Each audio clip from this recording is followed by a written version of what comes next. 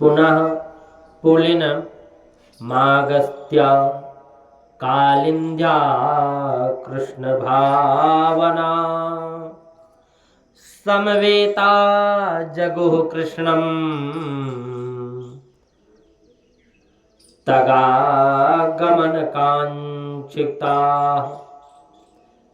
यमुना जी के किनारे गोपियां आ गई और श्री कृष्ण मिलन की कामना को लेकर गोपियां यमुना किनारे आई। यमुना भक्ति है। संसार में गोविंद को कहीं भी ढूंढो, भगवान को कहीं भी ढूंढो, लेकिन जब तक यमुना रूपी भक्ति का आश्रय नहीं लेंगे कन्हैया मिलने वाले नहीं है, भगवान मिलने वाले नहीं है। बीच में राधा रानी बैठी, लाखों गोपियां बैठी, ढूंढना बंद कर दिया, थक गई, हार गई। जब गोपियां राधा रानी के साथ बैठी हैं, शरद पूर्णिमा की रात्रि का अर्ध प्रहर श्री कृष्ण मिलन की कामना को लेकर के एक मंगल गीत गाया और इसी को हम श्रीमद् भागवत में गोपी गीत कहते हैं। गोपी गीत कहते हैं।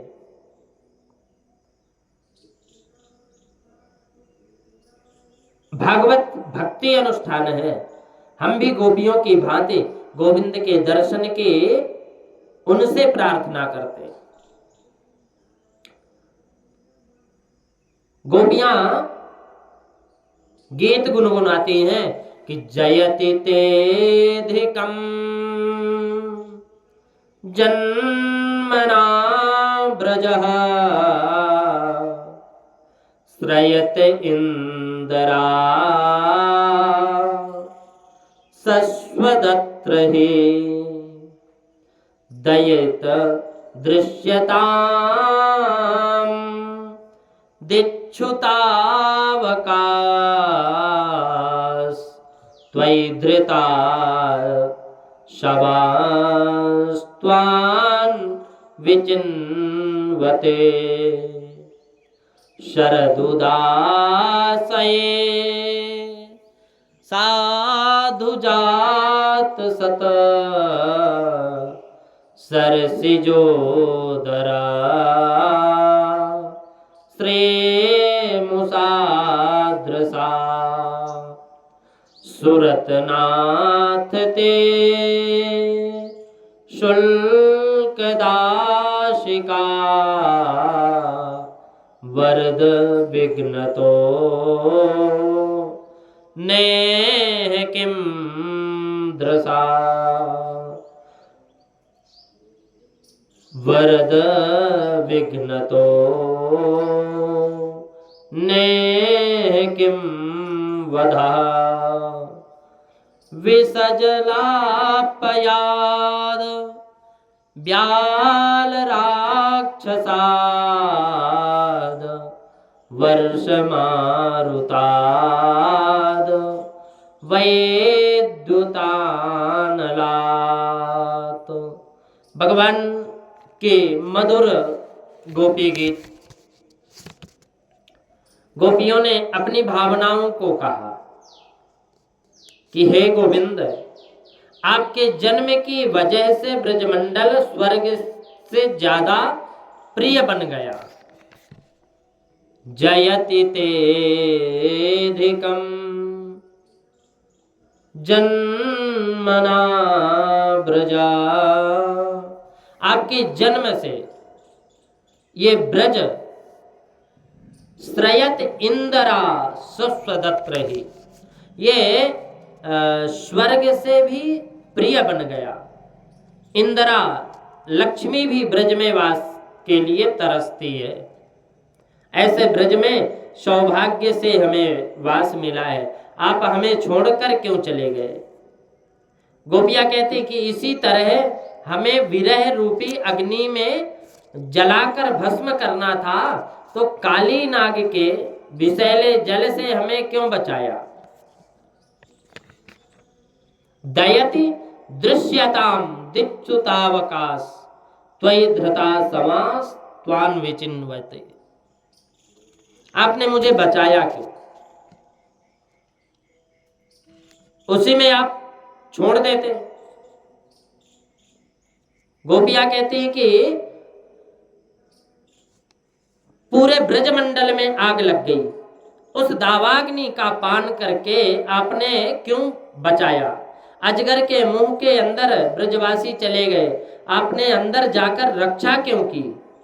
इतने बड़े बड़े भयों से बचाने वाले गोपाल आज विरह रूपी अग्नि में जलती हुई छोड़कर किंकिरियों को त्यागना नहीं चाहिए। आपके चरण कैसे हैं?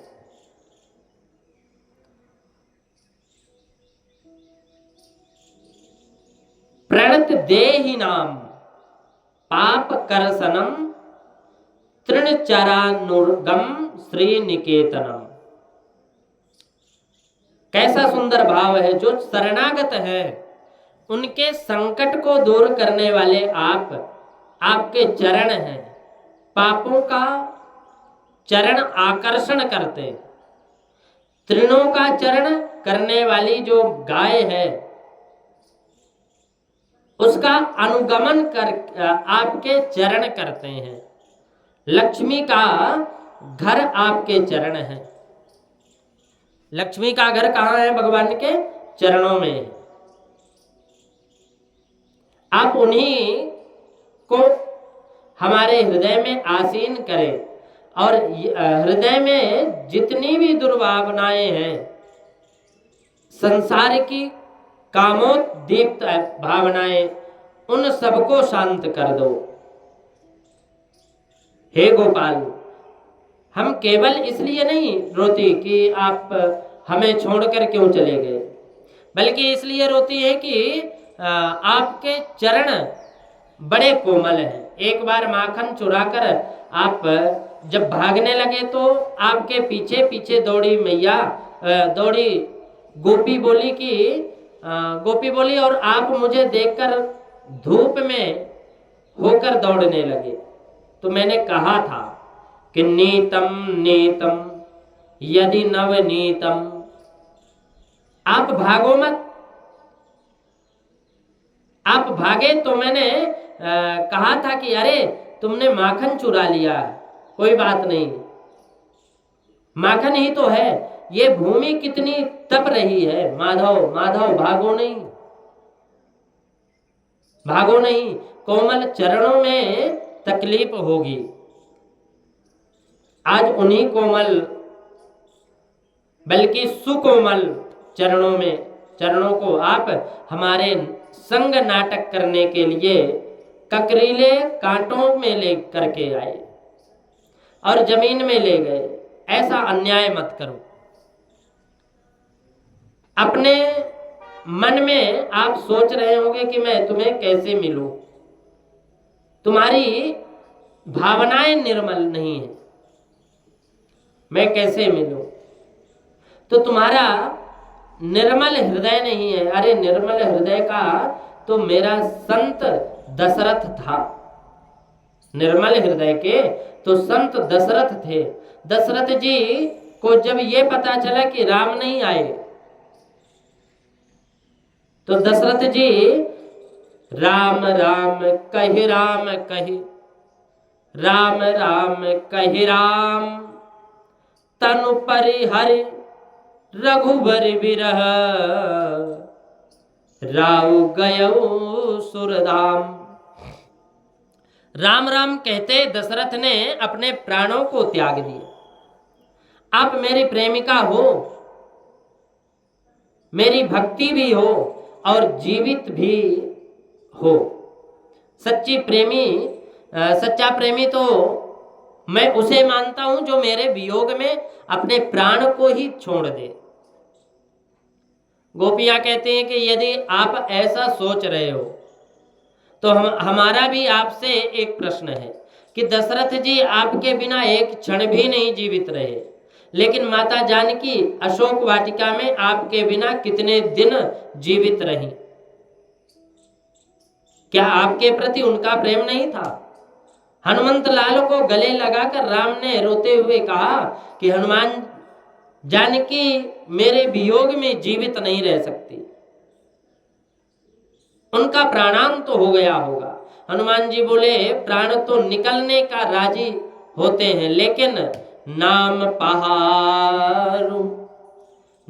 पहारू दिवस निस, ध्यान तुम्हार कपाट, लोचन निज पद जंत्रिता, प्राण जाहि के ही बाट। जाने के लिए तैयार तो होते हैं, लेकिन राम नाम रूपी ये जो पाट पहरेदार है, माता के चरणों की रक्षा करता है। माता जानकी के प्राण जब पहरेदारों को धक्का देकर निकलते हैं तो अपना ध्यान रूपी द्वार लग जाता है। आपका जो ध्यान रूपी द्वार है वो लग जाता है, और आपका नाम रूपी ध्यान का ताला लगता है, तो प्राण कैसे निकले। गोपियां कहती हैं कि बिल्कुल यही परिस्थिति हमारी है। तब कथामृतम तप्त जीवनम कविभिरीडितम कल्पसापहम, श्रवण मंगलम श्रीमदाततम,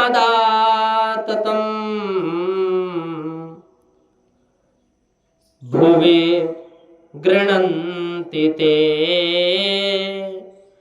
भूरिदा जनाः। कहते आपकी ये कथा जीवन को अमर बनाती है। तब कथामृतम तप्त जीवनम, ये जीवन को अमर बनाती है। कविभिरीडितम कल्पसापहम, अमरत्व प्रदान करते, तमोगुण को दूर करते है। ये बात हम नहीं कहते, बड़े बड़े कवियों ने गाया है। आपकी कथा सभी कल्प समूह को नष्ट करने वाली है।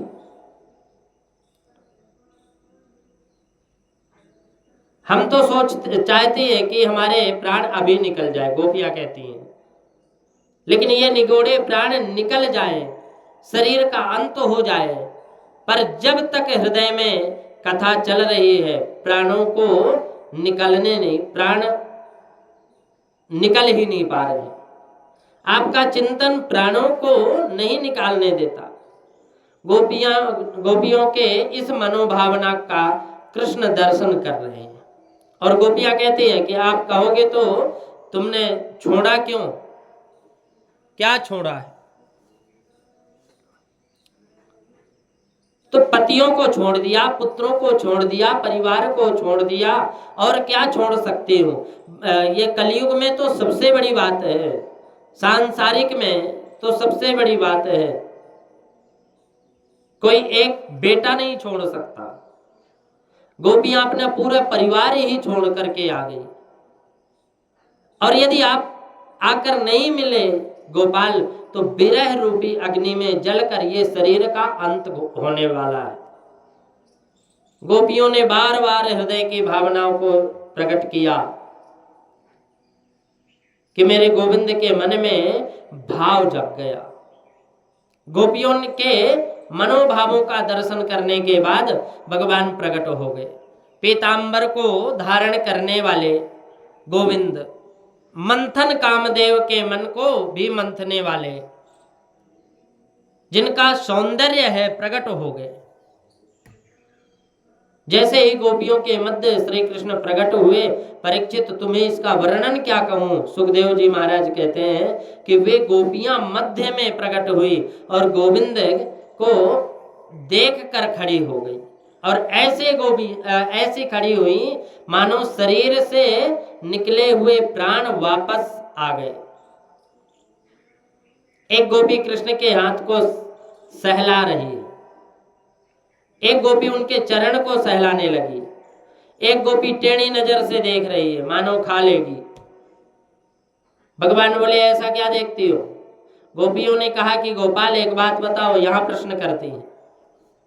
बोले कुछ लोग तो ऐसे होते हैं जो प्रेम करने वालों से प्रेम करते हैं, कुछ लोग ऐसे होते हैं जो प्रेम नहीं करने वालों से भी प्रेम करते हैं, और कुछ लोग ऐसे होते हैं जो दोनों में से किसी से भी प्रेम नहीं करते। आप सबसे श्रेष्ठ किसे मानते हो? आप सबसे श्रेष्ठ किसे मानते हो? भगवान ने कहा कि प्रेम करने के बदले जहां प्रेम किया जाता है गोपियों, वहां स्वार्थ ज्यादा होता है। प्रेम नहीं, और प्रेम नहीं करने वालों से भी जहां प्रेम किया जाता है वहां प्रेम भी है, धर्म भी है और सुख भी है। जैसे माता पिता का पुत्र कितना भी उद्दंड हो जाए, फिर भी उसके हृदय में तो पुत्र के प्रति प्रेम की भावना रहती है। जो प्रेम करने वालों से भी प्रेम नहीं करते और नहीं करने वालों से भी नहीं करते, ऐसे व्यक्ति मेरी दृष्टि में 4 प्रकार के हैं। आत्माराम, आत्मकाम, पूर्ण काम और गुरुद्रोही। जो अपनी आत्मा में रमण करता है उससे कोई प्रेम करे चाहे ना करे, वो प्रेम के चक्कर में नहीं पड़ता। जिसकी कामनाएं पूर्ण हो चुकी हैं वो भी प्रेम नहीं करता। ये 2 होते हैं, 2 हो गए अलौकिक प्राणी। और प्रेम करने वालों से भी प्रेम नहीं करना, यही कृतज्ञता का द्योतक है। और प्रेम करने वालों से तो प्रेम किया नहीं, प्रेम करने वालों को तकलीफ दी, और ये होता है गुरुद्रोही।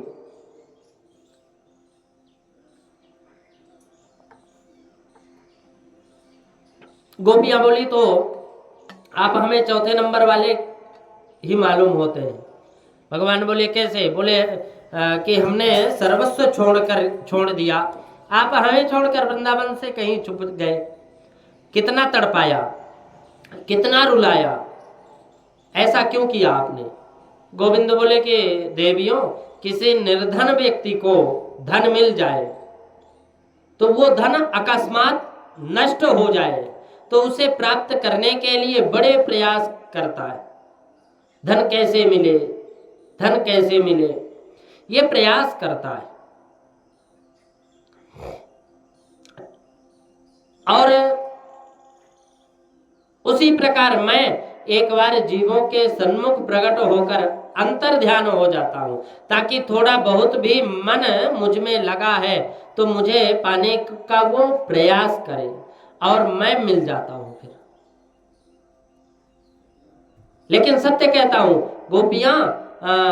गोपियों प्रेम की बात सब करते हैं, पर प्रेम का प्रतीक क्या है ये मैंने तुम्हारे जीवन में देखा है, साक्षात देखा है।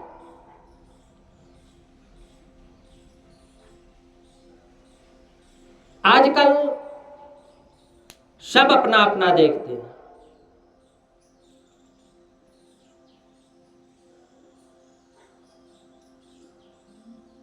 देवताओं के समान लंबी उम्र भी मिल जाए तो भी गोपियों तुम्हारे ऋण से उऋण नहीं हो सकता। भगवान कहते हैं अब मैं आप लोगों के साथ रास विहार करूंगा। अब जैसे ही कृष्ण गोपियों के संग रास क्रीड़ा करने के लिए तैयार हुए तो वहां कामदेव आ गए, और कामदेव आकर के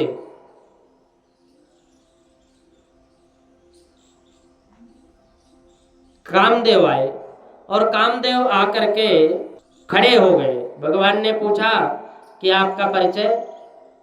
कामदेव बोला हमारा नाम कामदेव है। जहां सुंदर स्त्री हो और सुंदर पुरुष हो, वहां दोनों फिर एकांत में मिल जाते हैं, तो वहां तो मैं पहुंच ही जाता हूं।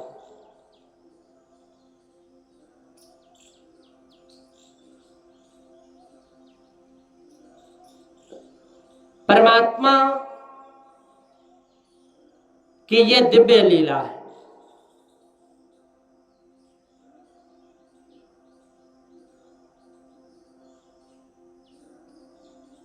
भगवान ने कहा कि आपका परिचय क्या है? कामदेव ने बताया कि हमारा नाम कामदेव है। जहां सुंदर स्त्रियां हो, सुंदर पुरुष हो, दोनों को एकांत में मिल जाते हैं ना, तो वहां मैं पहुंच ही जाता हूं। भगवान बोले, क्यों कामदेव जी, भूल गए? याद नहीं रहा? शंकर के रूप में मैं तुम्हें जलाकर भस्म कर दिया था। जब शिव ते सर नयन उघारा, शरीर के अंदर मैंने तुम्हें जलाकर भस्म कर दिया था, तुम फिर आ गए। कामदेव बोला, प्रभु शिव के रूप में तो आप तपस्या कर रहे थे, तपस्या करने वाले को मैं छोड़ता हूं तो मुझे जलकर राख होना पड़ता है। लेकिन राम अवतार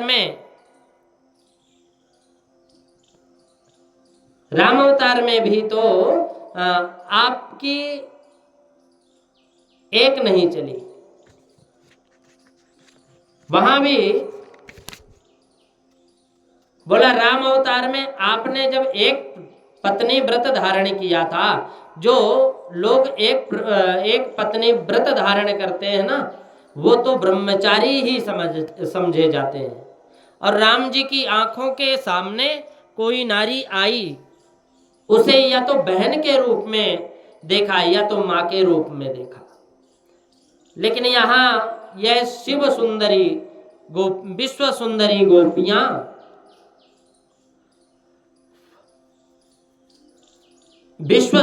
गोपियां और त्रिभुवन सुंदर आप,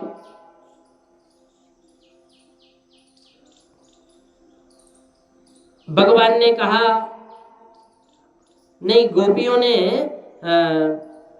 गोपी के लिए यहाँ विश्व सुंदरी गोपियां और त्रिभुवन सुंदरी सुंदर आप, इनके संग में रास करिए। यहां तो मेरे 5 फण के नाग बैठे हैं।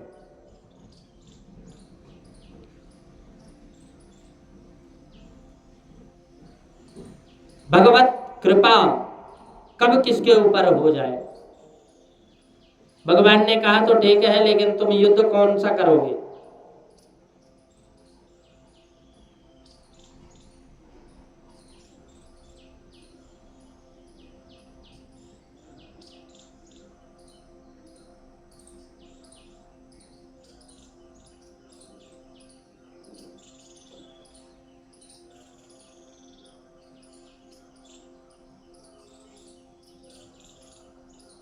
भगवत कृपा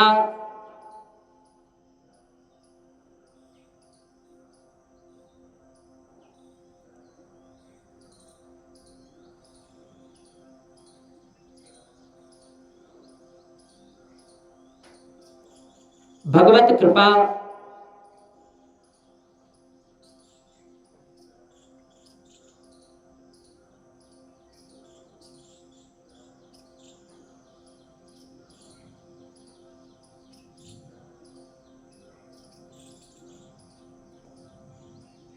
भगवान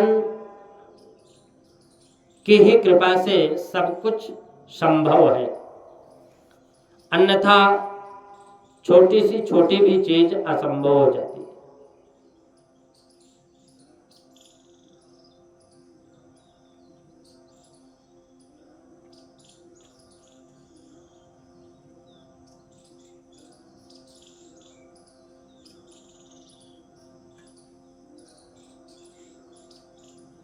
भगवान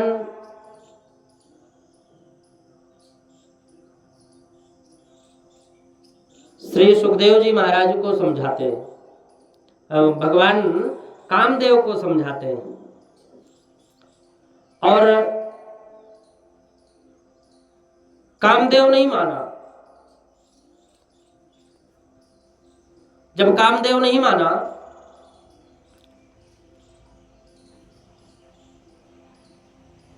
भगवान ने कहा कि तो ठीक है, लेकिन तुम युद्ध कौन सा करोगे?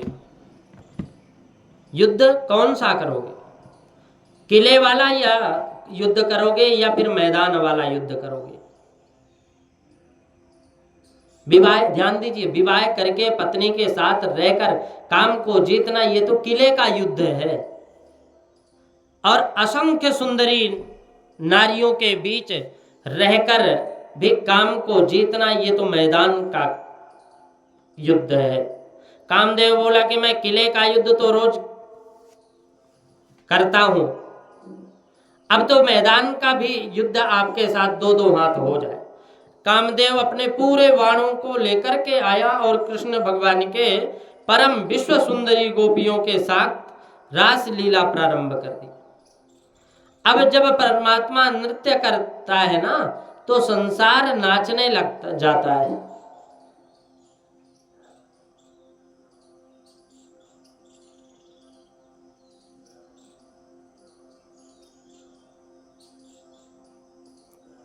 भगवत कृपा कब किसके ऊपर हो जाए। गोपियां इतनी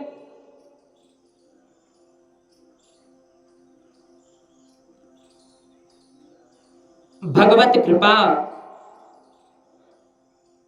गोपियां का जीवन धन्य है।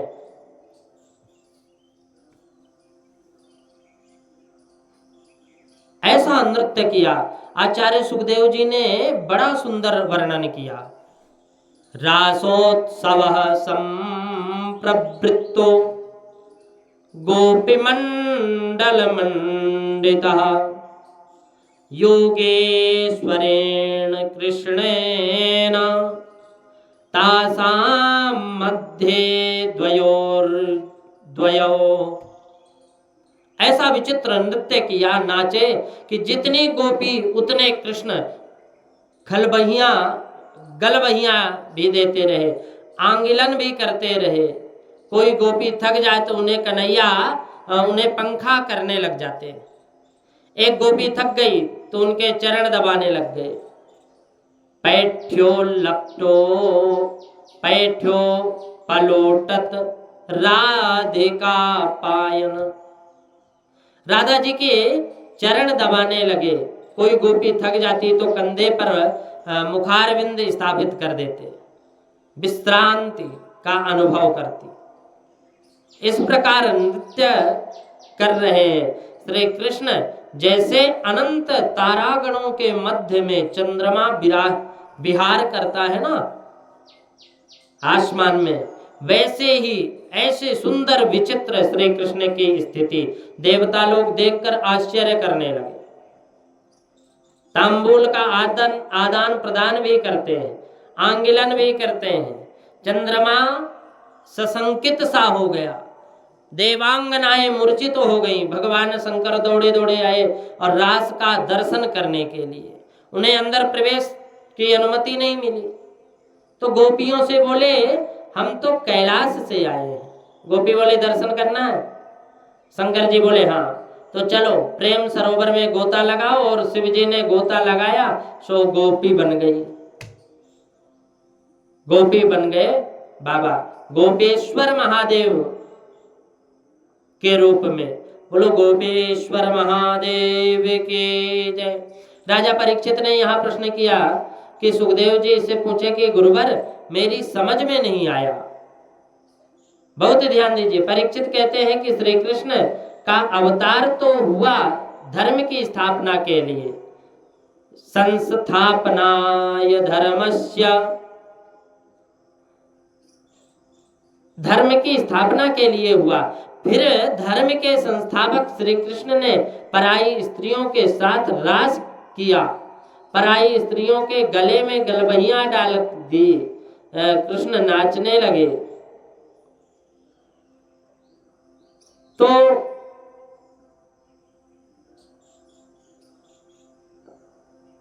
परीक्षित के समय में कलयुग आ गया था।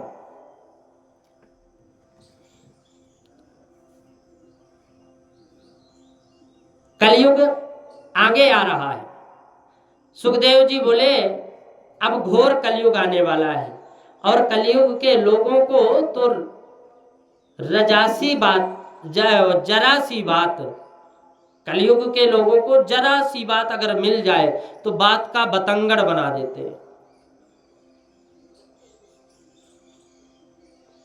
मनुस्मृति में लिखा है कि धर्म का तत्व गुफा में छुपा हुआ है। इसलिए बड़े जिस रास्ते से जाते हैं ना, छोटे उसी रास्ते से जाना, छोटों को भी उसी रास्ते से जाना चाहिए। क्यों? क्योंकि ईश्वर अंश जीव अविनाशी, चेतन अमल सहज सुख राशि। हम लोग ईश्वर के अंश हैं, जीव ईश्वर का अंश है, तो कलयुग के लोगों को लीक पॉइंट मिल गया।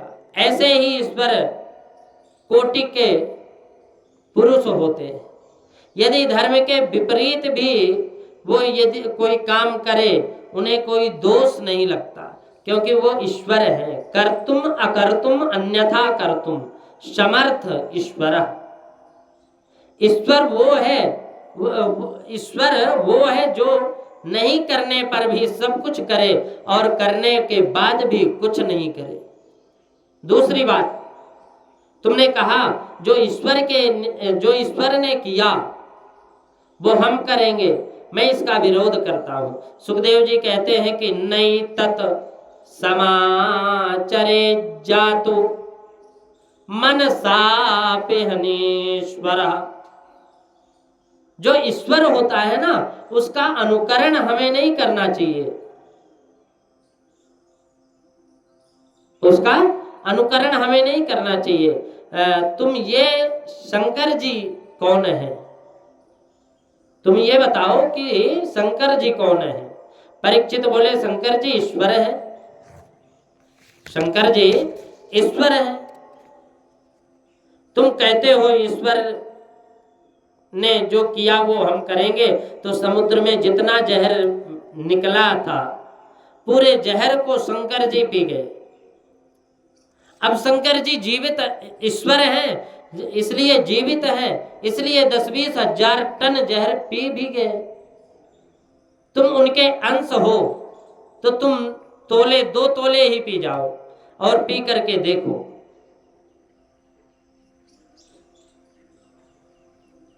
शिव ने जो विष लिया, भगवान ने जो विष लिया ना, वो उन्हें बुखार भी नहीं आया, और हम विष पान करेंगे तो 1.5 मिनट भी नहीं लगेगा, प्राणांत हो जाएगा। जो कार्य ईश्वर ने किया वो हम कैसे कर सकते हैं राजन? ईश्वराणाम वचः सत्यम तथैवाचरितम क्वचित येषां यत् स्ववचो युक्तम बुद्धिमास्तत् समाचरेत। ईश्वर के वचन को मानो, ईश्वर के वचन सत्य हैं। देखो, राम और कृष्ण के चरित्र में अंतर क्या है? जो राम ने किया वो हम कर सकते हैं, और जो कृष्ण ने कहा वो हम कर सकते हैं। राम के किए हुए को करो और भगवान श्री कृष्ण के कहे हुए को करो। कृष्ण भगवान किए हुए को हम नहीं करते, जो भगवान कृष्ण किए हुए को हम नहीं कर सकते। क्यों? क्योंकि राम का जो चरित्र है वो विशुद्ध मानव का चरित्र है, और कृष्ण का जो चरित्र है वो विशुद्ध ईश्वरीय योगेश्वर का चरित्र है। दोनों ही भगवान हैं, लेकिन एक चरित्र में मानवता का प्रदर्शन ज्यादा है और कृष्ण चरित्र में योगेश्वरता का प्रदर्शन ज्यादा है। प्रातः काल उठ के रघुनाथा, मात पिता गुरु ना वहीं माथा। रघुवर राम जी प्रातःकाल उठ करके माता पिता गुरुजनों को प्रणाम करते हैं। तो ये काम हम कर सकते हैं,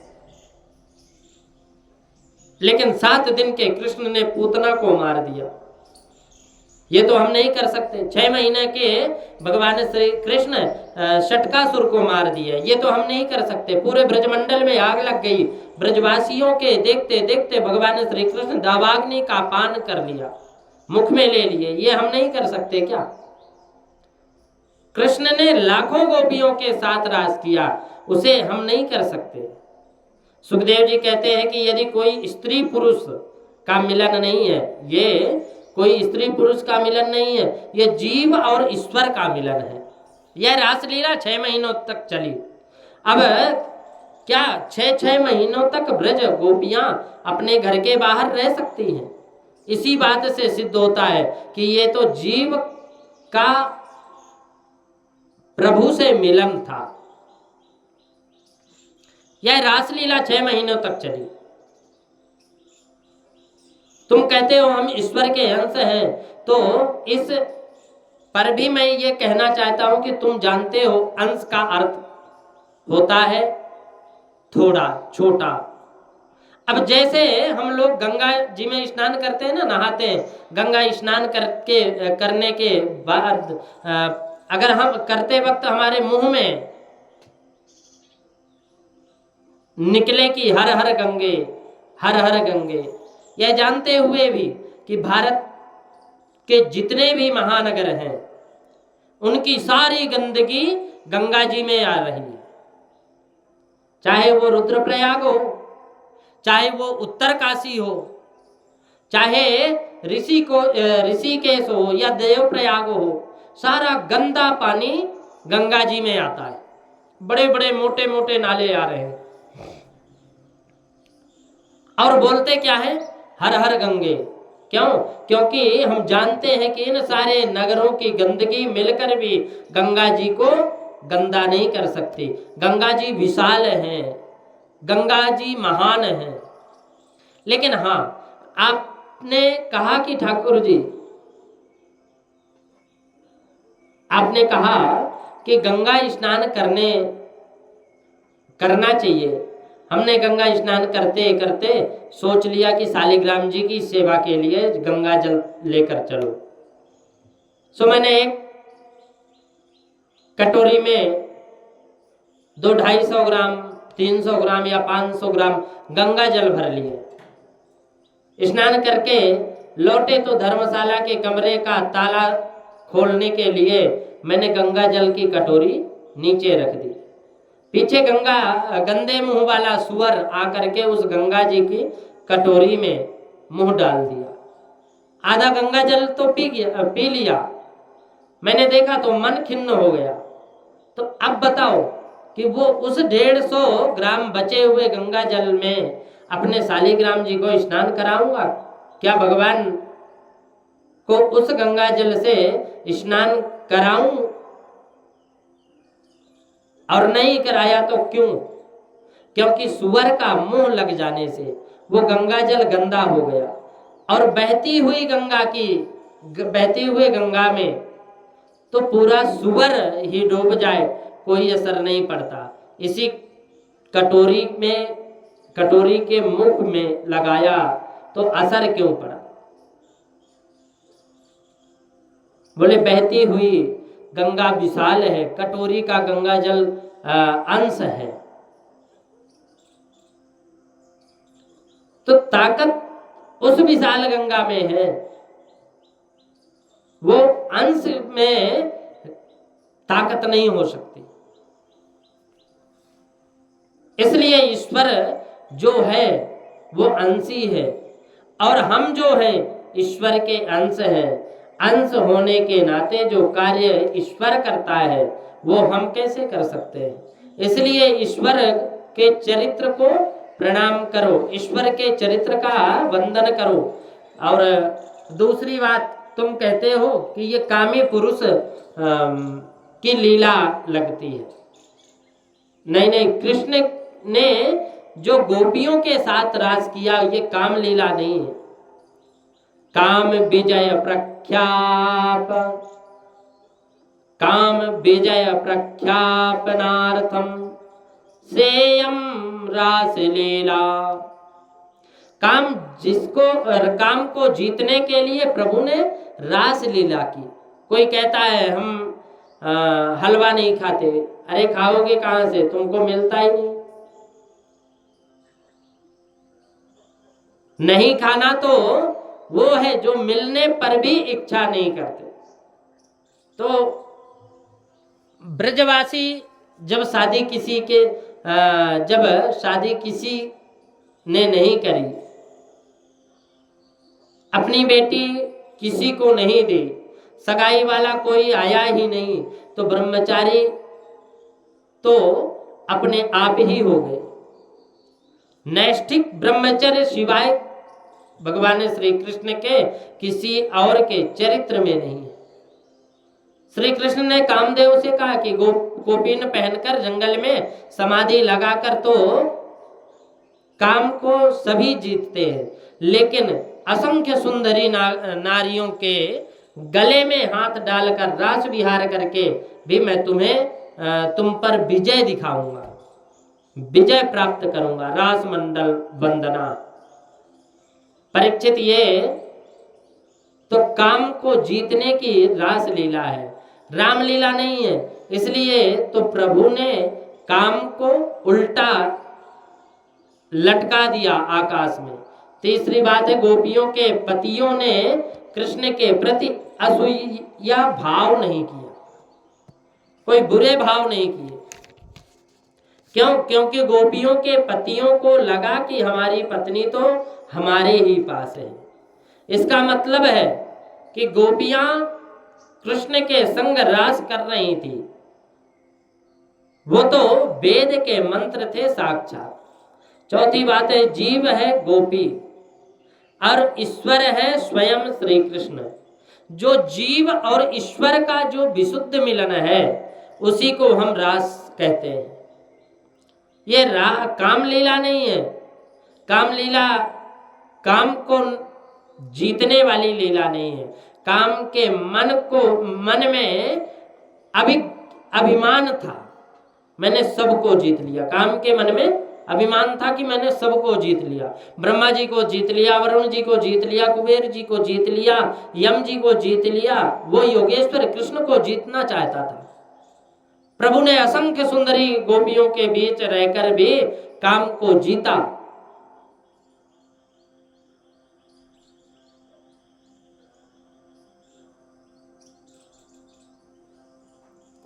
आज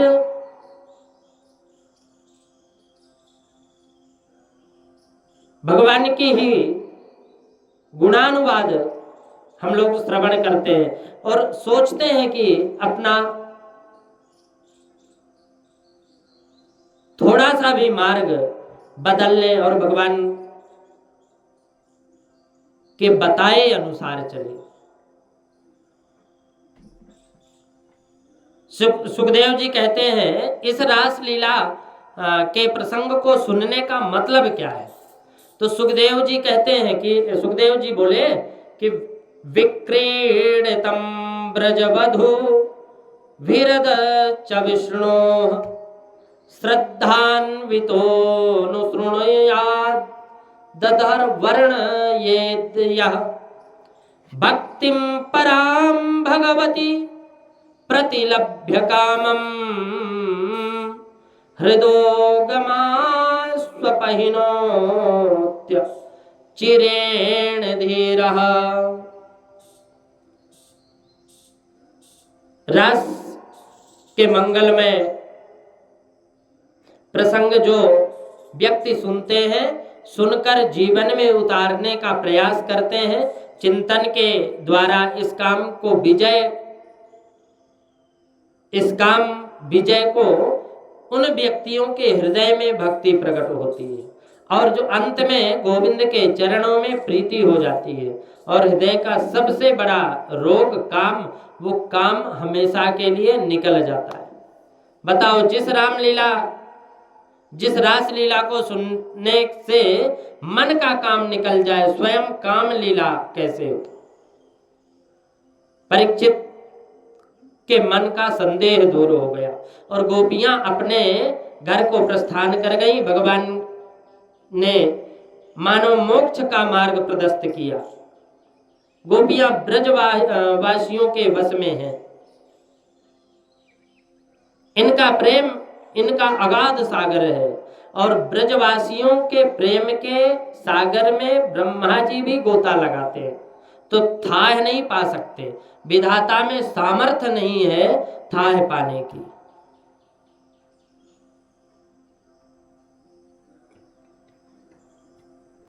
श्री राधा माधव भगवान की जय। श्री वृंदावन बिहारी लाल की जय। श्रीमद् भागवत महापुराण की जय।